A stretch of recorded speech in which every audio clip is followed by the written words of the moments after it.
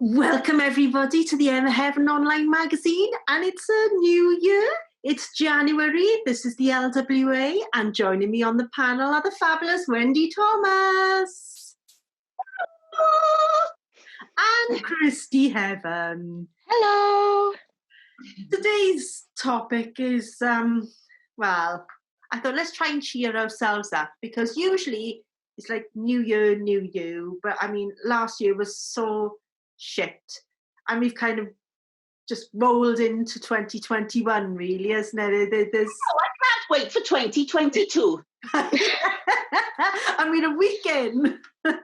So the topic was, even though it was an absolute crap year, were there any good things that happened to you during 2020? I struggled. I really struggled to find a few things, but we're going to start with you, Christy. Name one thing that was really good that happened during 2020. So I was pretty lucky because I planned my holiday before COVID hit. So it was on Valentines Day that we left to go to Disney in Florida last February. And we had the most, it was just one of those holidays that you will never forget. Oh. And it was absolutely incredible. I think I cried several times throughout the course of the holiday. And there was one of the days during the holiday, and I stood there and said, this is actually the best night of my life. Oh. And to say that was in 2020 is actually pretty shocking to a lot of people. But yeah. And then you flew into a shitstorm. But that's lovely, though, to have such a good memory from such an appalling year. So that's a good start, Chris. Wendy, name one thing for you. Well, I think the biggest surprise out of last year is my mother, because I think we must have said goodbye to my mother about 4 times, because she's been so very ill. And there was this one time in October, and she was on chemotherapy, the morphine injections, and they were about to put her on the syringe driver, and it was just like she came around, and it was like, oh, when do you make me a cup of tea? And it's like, she's fine. Yeah. So, and she celebrated her birthday in November '99. So, and she's still with us. 100. She's going to get to 100. It's Superwoman. So that is number one that's come out from last year. So one of mine was I discovered I could cook and bake. Oh, yeah, that's true. How old are you, Emma? Actually, next week, I am 49 years young. I know. And how old are your children before they knew their mother could cook? Well, their father did most of it. He'd have to come home from work and cook and everything. As he said, it's taken 30 years and a worldwide pandemic to get you in the kitchen. But, I'm amazing. Honest to God, I'm whipping out key lime pies, lemon meringue, and cooking casseroles. I know. I think that goes down as a bigger shock more than anything. It goes down in history, doesn't it? Yeah. Yeah, I can actually cook. So that was, Who is this woman in the kitchen all the time? Yeah. Okay, Christy, back to you for another one. So, like you said, it was really hard because... After Disney in February, it just went, like, I will say that I've actually am one of those people who really enjoy working from home. Like, loads of people find it, you get distracted, it's really hard, you got kids, you got, all those distractions, but I don't have to commute an hour to work every day. So that's an hour I've got back. Yeah. And being in my pajamas, and because you can't tell that these are pajamas, so like you can go to work in your PJs. Yeah. I like the the different videos of people sitting there in like business suits and everything, and then they stand up and they're just in their knickers. You know, like, it's so funny. Yeah, exactly. I got You my only PJ have bottoms on now. exactly, and also, you know, being able to just not use all your makeup. Like I haven't had to use makeup because the camera is so gritty that you can't tell I'm not wearing it. So I saved myself some money on makeup as well. So working from home is actually a plus for me. Excellent. Wendy. I think I just set my mind. It was my 60th last year, and I just had to tell myself, you're not going to celebrate it. Don't expect, you know, mad things to happen, because it's not going to happen, because nobody was allowed out or anything. It was the, you know, but oh my God, no, through the day, and still get choked now that there was knocks on the door, and I'd open the door and there'd be gifts, and one of my friends made this huge gin and tonic cake. And, you know, to be given that, and then another friend turned up. We have got a funny story, me and Becky, with drinking sangria one year in Bella Medina. And, you know, she turned up with a bloody big Mexican sombrero sort of like thing, a jug, sort of like so, and I had that all through the day. And it was just, I just could not believe so many friends and family made that effort to make my day as wonderful as what it was. Because I honestly, well, I didn't even get dressed. Well, I just shoved, you know, like an ordinary jumper on, or because I just didn't expect that. So that was lovely. Yeah. Well, I was really thrilled to discover TV programs, because we don't watch a lot of TV, so with all the time on our hands, and I'd always heard people talking about things like The Crown and Spooks and Shameless and Peaky Blinders, and I've really got into these box sets. And I mean, The Crown was amazing, but my favourite has been Peaky Blinders, and it only finished a couple of nights ago now. We've caught up on everything, and we're like, Queen's Gambit, have you had that yet? Yes. I said we've watched so much, and it just seems to be the topic of conversation. What can we watch next? You know, we've got BritBox, Netflix, the Disney, do you know what I mean? And we just kind of go around them all.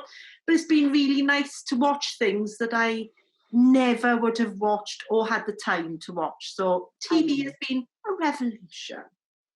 But have you also found as well that usually, do you know when you phone up your friends for a chat, you phone up your friends for a chat and you're chatting about, you've done this, you've done that, or you never get, so I seen the weekend and this, that and other. But you phone up and it's like, well, what do you talk about? Oh, well, have you seen the series? Have you seen this? That's all. That's all. Because there's nothing else. There's nothing to talk about, because you haven't been anywhere. You haven't done anything. I know. That's all I ask people. Can you recommend a box set, please? Okay, back to you, Christy. You actually went on to mine, really, because again, for me, like, I got to watch some amazing shows in 2020, and there are some like real standouts, like Queen's Gambit, Gambit, The Mandalorian has been, that's what Star Wars, the last 3 films should have been. Yeah. Like, the last 3 films weren't my favourite, but this show is everything that I love about Star Wars. It was like watching the old trilogies come to life on TV again. Cool. And the fact that it wasn't even on TV, it was on a streaming service. Like, I love that all these brand new shows are coming out, and you know, they're coming out in a new way, and people can do all these new things. And I feel as if TV has got really creative during lockdown. Like, I don't know if you've seen Staged with David Tennant and Michael Sheen, and it was all done on Zoom. And like, it's not something that you would have watched, but it's really funny. It's been a lifeline, hasn't it, the TV? Yeah. It really has, you know, and all these box sets, because as there was nothing else to do, is there, you know? So exactly. Oh. Wendy? I think it was when Lloyd phoned me to say that he was going to be a father, and turned up with Milo the pug. So, yes, my heart stopped. and I was just like that. And yes, he's walking in with this little pug, and he's like, I am now a father, and this is my son, Milo. I was just about to shout to you and say, Wendy, you never told me Lloyd was going to become a father. Yeah. It was a bit of a shock, to be honest with you, but it was funny. But I can't imagine life now without our little Milo. Yeah, that's a third. Okay, well, my third one, speaking about children, this one involves Ollie. So as you know, before lockdown, Oliver come home, and when we were locked down, he was forced overnight to learn how to do and apply makeup, special effects, latex and everything, because the show had to go on. So he was like thrown in the deep end to do it. But out of that then, as I said, he turned himself into a makeup artist. He learned to do the makeup on himself. That led to him creating his alter ego, Olivia Hell, his drag act, which then got him spotted on Instagram. He became the face of Harrods Beauty. He was on a John Lewis advert, and now he's on the magazine doing the makeup tutorials as Olivia Hell. And drum roll, please, making her LWA.